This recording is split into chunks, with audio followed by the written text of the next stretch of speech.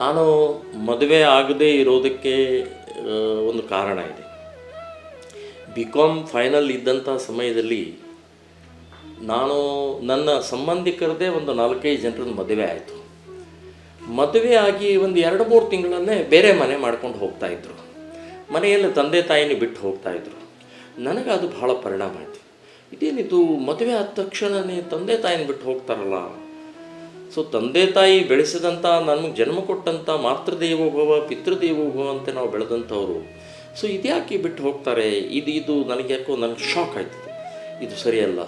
ನನಗೆ ಮೊದಲನೆಯ ಒಂದು ನನ್ನ ತಲೆ ಒಳಗೆ ಹೋಗಿದ್ದು, ನಾವು ಮದುವೆ ಮಾಡ್ಕೊಳ್ಳೋರು, ನನ್ನ ತಂದೆ ತಾಯಿನ ಬಿಟ್ಟು ನನಗೆ ತಂದೆ ತಾಯಿ ಬೇಕು, ಅದಕ್ಕೆ ಮದುವೆ ಮಾಡ್ಕೊಳ್ಳೋದು ಬೇಡ. ಸೊ ಮದುವೆ ಆದ ತಕ್ಷಣವೇ ಬೇರೆ ಮನೆ ಮಾಡೋದು ನನಗೆ ಇಚ್ಛೆ ಇಲ್ಲ ಅನ್ನುವಂಥದ್ದು ಒಂದು ಪಾಯಿಂಟ್.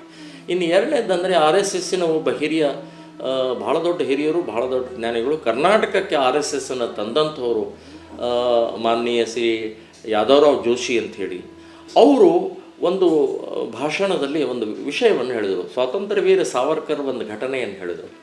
ಹೂಗಳು ಅರಳುತ್ತವೆ, ಲಕ್ಷಾಂತರ ಹೂಗಳು ಅರಳುತ್ತವೆ, ಆ ಹೂಗಳು ಉದುರಿ ಕೆಳಗಡೆ ಬಿದ್ದು ಹೋಗ್ತವೆ. ಯಾವ ಹೂವು ದೇವರ ಪಾದಕ್ಕೆ ಸೇರುತ್ತೋ ಆ ಹೂವಿನ ಜೀವನ ಧನ್ಯ ಅಂಥೇಳಿ. ಅದೇ ರೀತಿ ಕೋಟಿಗಟ್ಟಲೆ ಜನ ಹುಟ್ಟುತ್ತಾರೆ, ಸಾಯ್ತಾರೆ. ಆದರೆ ಯಾರ ಜೀವನ ದೇಶಕ್ಕಾಗಿ, ಸಮಾಜಕ್ಕಾಗಿ, ಒಂದು ಒಳ್ಳೆಯ ಕಾರ್ಯಕ್ಕಾಗಿ ಯಾರು ಜೀವನವನ್ನು ತೆಯ್ತಾರೋ ಅವರ ಜೀವನ ಧನ್ಯ ಅಂತ ಹೇಳಿದರು.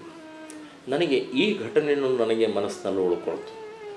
ಹುಟ್ಟೋದು, ಓದೋದು, ನೌಕರಿ ಮಾಡೋದು, ಮದುವೆ ಮಾಡ್ಕೊಳ್ಳೋದು, ಹಣ ಮಾಡೋದು, ಮಕ್ಕಳು ಮಾಡೋದು, ಒಂದಿನ ಸತ್ತು ಹೋಗೋದು, ಇದು ಜೀವನ ಅಲ್ಲ ಇದು ಅಂತ ಅನಿಸ್ತು ನನಗೆ.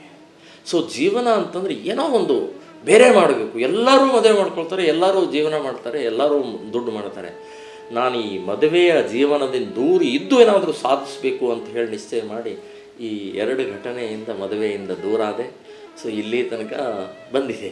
ಸೊ ಇಲ್ಲಿ ದಿ ನ್ಯೂಸ್ 18 ಒಂದು